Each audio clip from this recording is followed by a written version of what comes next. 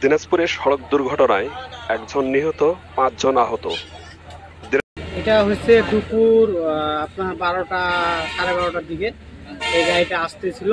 আমরা অনেক দূরে ছিলাম, দেখা যাচ্ছে গাড়িটা আসতেছিল। আসার পরে কি হয়েছে জানি না, গাড়িটা ঘোরার পরে অটোটা সেই করে মোটর সাইকেলে এই সংঘর্ষ হয়। আমরা অনেক দূরে থাকা ক্লিয়ার বুঝতে পারি না। আসে লোকজন মিলে, আমরা লোকজনকে উঠার পরে হাসপাতালে পাঠাই।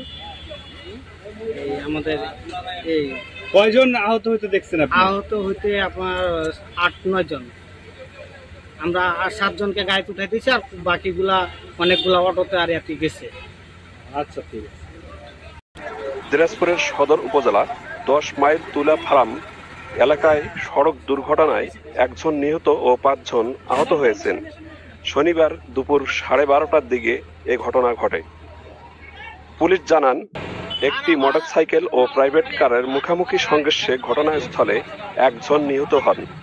আহত 5 জনকে দ্রুত উদ্ধার করে দিনাজপুর মেডিকেল কলেজ হাসপাতালে ভর্তি করা হয়েছে। 10 মাইল হাইওয়ে থানা ভারপ্রাপ্ত কর্মকর্তা ওমর ফারুক জানান, নিহতদের পরিচয় শনাক্তের চেষ্টা চলছে, আহতদের চিকিৎসা চলছে এবং আইনি প্রতিক্রিয়া গ্রহণ করা হয়েছে।